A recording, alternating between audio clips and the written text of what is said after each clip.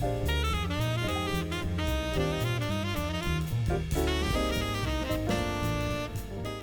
thing that we're doing is not cookie cutter. We are not doing slight shade, and I'm gonna say this slight shade, and I'm gonna say this as slight shade as somebody who worked as a teaching artist in many of these institutions and did the work beforehand.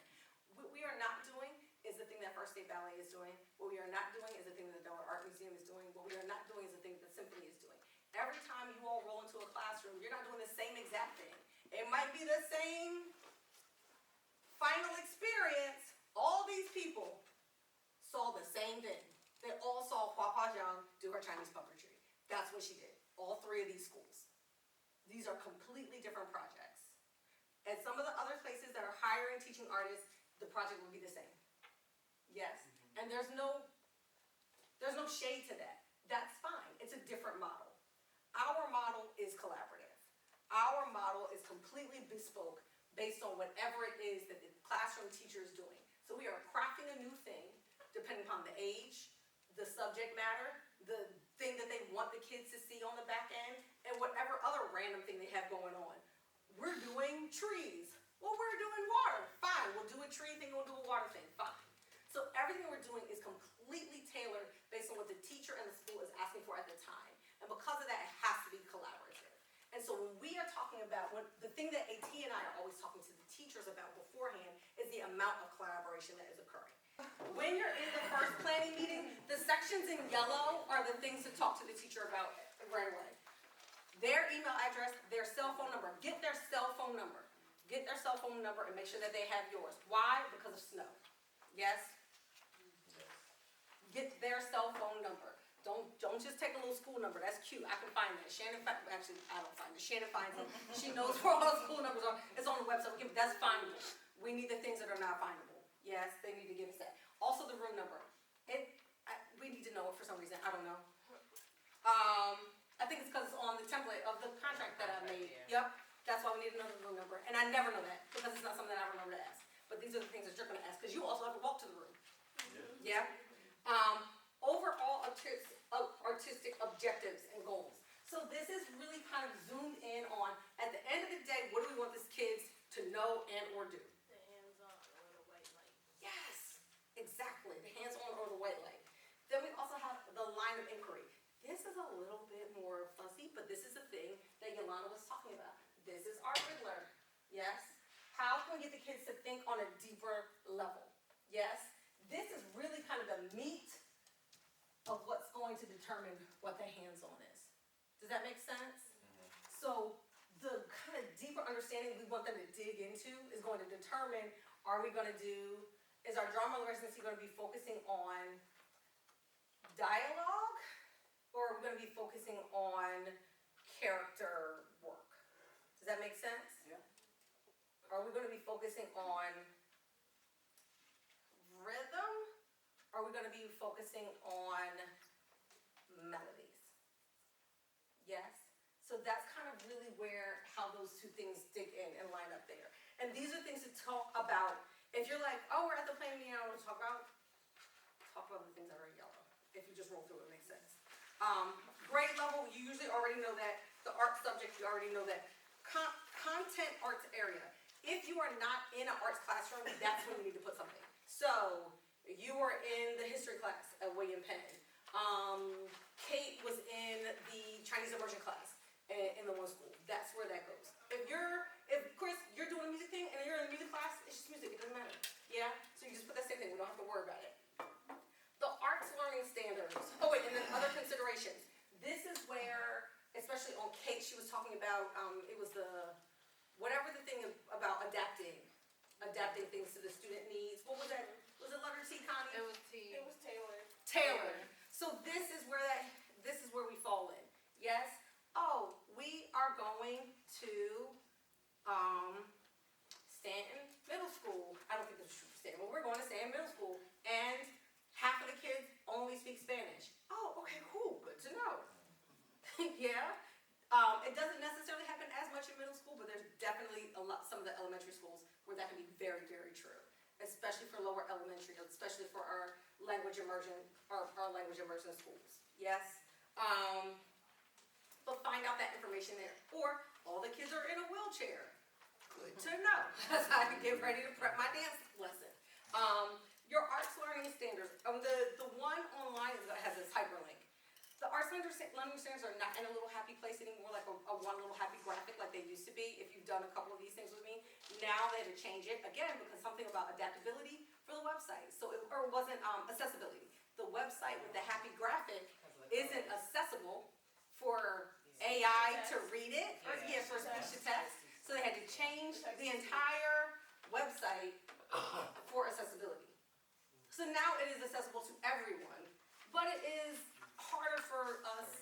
If you are visual, it's a little bit harder to navigate. But all the information is still there. Click on that and just try to get yourself generally familiar. The big thing is there are 4 major areas for the arts. It's create, perform, present. Those are the same. Connect and respond. Those are the 4 things that visual art does all the time. Create, they do it all the time. Things that music, drama, and dance do all the time. Perform. Those the teachers kind of have covered. What we need to be focusing on are connect and respond. And then if you are a performing arts person, music, drama, dance, find a way to get the kids creating. That's their hands-on. If you are visual art, make sure you're thinking about the presenting.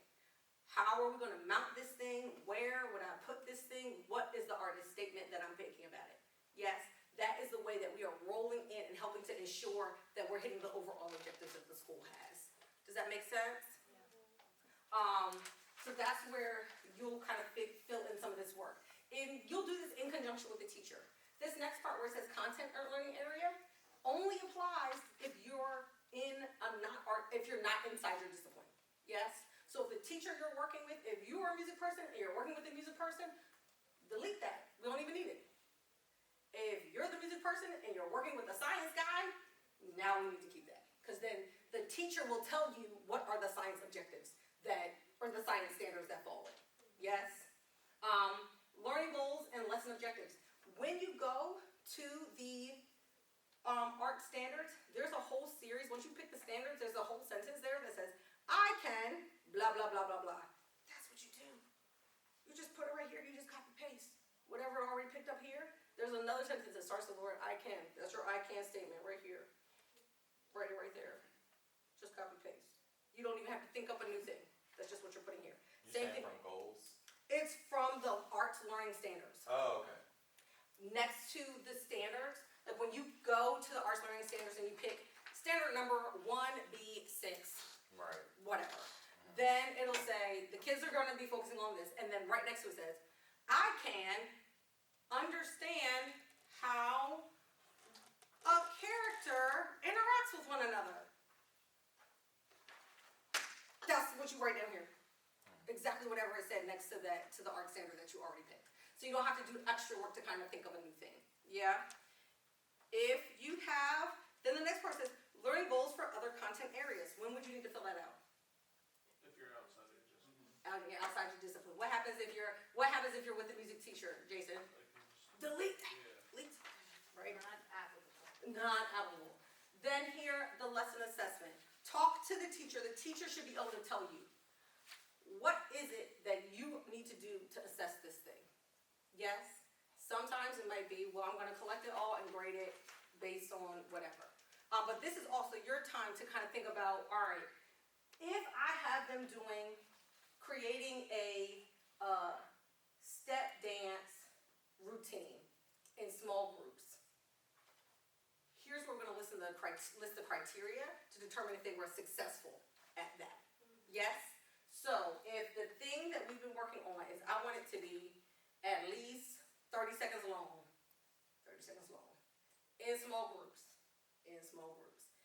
demonstrates 2 different rhythms layered on top of each other, incorporates upper body and lower body, uses X vocabulary words, bullet points, boom, boom, boom, boom, boom. That's what goes here.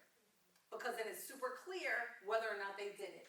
Kate took her mask. Does the mask demonstrate symmetry, contrast, And, I know at the upper grade, she had it was, they could like open and close the mouth.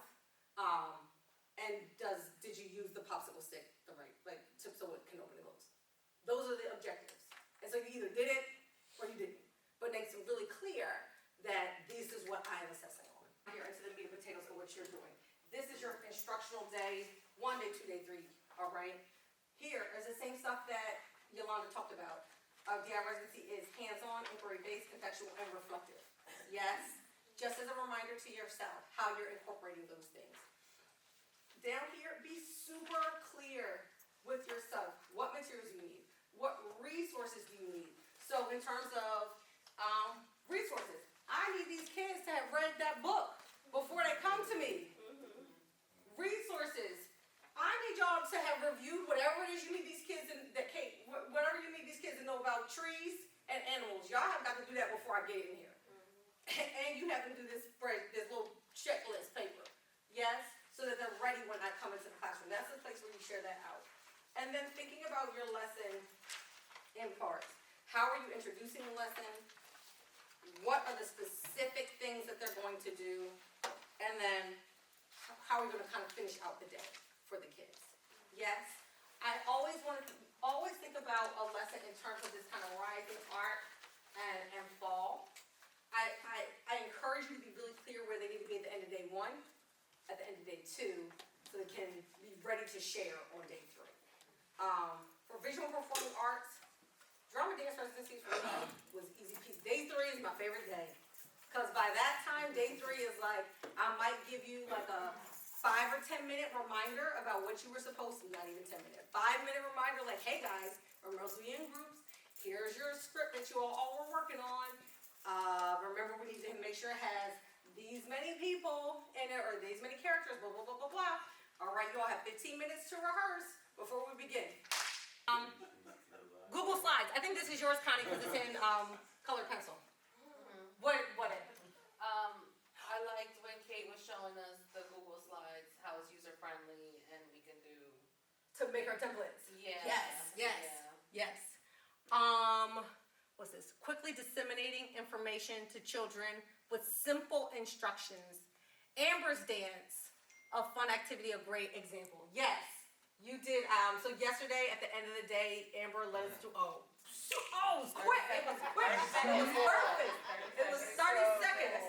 Understood the assignment. But she was able to kind of very clearly and concretely lead us through an experiential, hands-on process of learning the various elements of dance without me saying, and this is body, and here is my body, and this is my core, and this is my distal, and these are my systems. Like, it didn't have to be all that. Yes? Which is all these things that are super interesting to us, because we are eyeballs deep in our art. Yes? And everybody's not there. And that's okay. So how can we make it super simple? How can we make it super simple? Thank you. That was a great example. Are there elements of Kate's where to that we should try to prioritize? Most of them should come out naturally in the lesson, but they can be skipped or forgotten at points. I think when I think about the where to, what I hold in my head is it is a checkpoint. Yes? So if you write out your whole lesson and you go back and just check it against the where to's, if you realize you missed 5 of them, it might be something to just look at.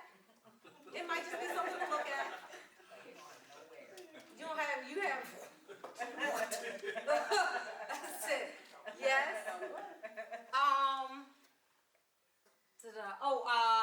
Miss Yolanda shared this, roses, thorns, and buds. Is this what you wrote down, Amber? In terms of roses, something felt very positive about the experience. A thorn is something that didn't feel quite positive about the experience. And then buds are hopes or our thoughts at the beginning of a thing that didn't fully generate in that time, but it's like, here's a little nugget I left behind. Can I also just add Please. on, the reason why I do roses and thorns specifically is to help kids express, it's a social emotional tactic that I want the kids to be able to to identify good things that they felt as well as bad things that they felt and kind of force them to do both. Because, someone would be like, I had fun, everything was great. And it's like, okay, but you can identify something you struggle with, and you can have a kid that's like, I hated everything. And it's like, there has to be something. So just giving them that actual ability to process those two different emotions specifically, not a thing that they get to do often. Thank you. There are a couple of really cool ones here. I'll say them fast. Connie, thank you. They're all in colored pencil. Ask your teacher about your students. Yes. Handouts. Connie used the handouts. Kate showed you all the ways that she used her handouts. Use these handouts. AT loves handouts. She does. I gave y'all a bunch of paper. Look at it. But your handouts can be your friends. Sometimes you need them, sometimes you don't. But it could be your friend just to help organize, especially for asking students to do things in small groups and we want them to roll through. Yes, put them on paper, on the board, but they also might need something in their hand. That could be some way of breaking things down into smaller units too, something really simple. Yes. If you had to create dialogue for your frog to say to the person who's dumping bottles in their pond, that might be too hard. But if you can say like, well, what would the frog say about this? And if it's broken down, it's a little bit easier to for a student to get those ideas. Somehow it's easier for kids to follow something very specific, because they're used to doing that. Yes, and gone are the days in education where, here's a blank piece of paper, do the thing. The kids are so used to having a handout, honestly, they don't really know what to do with a blank piece of paper. That's just not how education is presented anymore. In the same way, everything's a handout, everything's a diagram, everything's a graphic organizer, everything. So they don't actually know how to do that organizing on their own. They don't really know how to do that organizing on their own. And so our job is just to notice that, move forward, adapt, notice, adapt. Yes. So this is the way the kids do it, cool. Which takes me to adapting in the classroom, yes. One thing that we didn't talk about much, make sure that the room always gets reset back to how you found it. Now, in a visual performing arts space, or in a performing arts space, that might be literally the way that you moved around the tables and chairs. If you're doing visual art, paint and things, really setting back the materials, but it also means the presence and energy of the kids. Yes? Now we want to reset them, not back in the negative stage, everybody came in grumpy. We don't want to leave them grumpy again. But if they came in and everybody's during the time with you, because you came in with your rich auntie vibes, bring it back down. Mom and dad are here. We have to clean up. We haven't been loaded up on candy and sugar. We're gonna pretend we're gonna act right because they're here now. Bring that energy back down, and at least get them back into a calm and settled space. That's so important, because what the teacher will remember is, did the kids have a good time, and were they functional for the thing that I needed to do next? Those are the things they're gonna remember.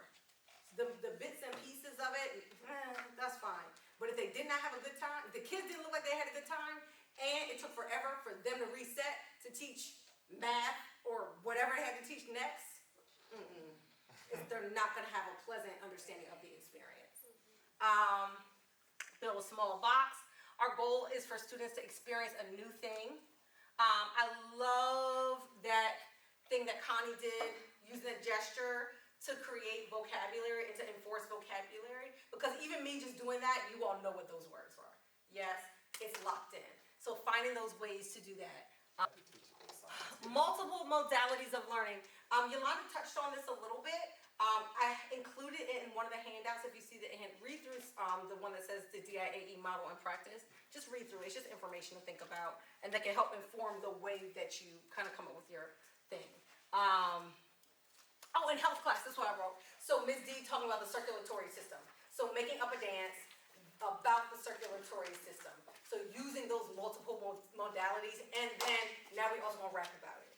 So now it is locked in. We understand the parts of the body, we are learning the circulatory system, and we made up a rap. So for the people who are more verbal, they were able to verbalize and articulate that. Yes? And so there's lots of things that we now know. So finding lots of different ways to approach the same thing. And then lastly, we're just gonna do thinking about those call to attentions, which has been so much talk for me. All right, I got 5 minutes before I turn things over to Jay and we get ready to go home.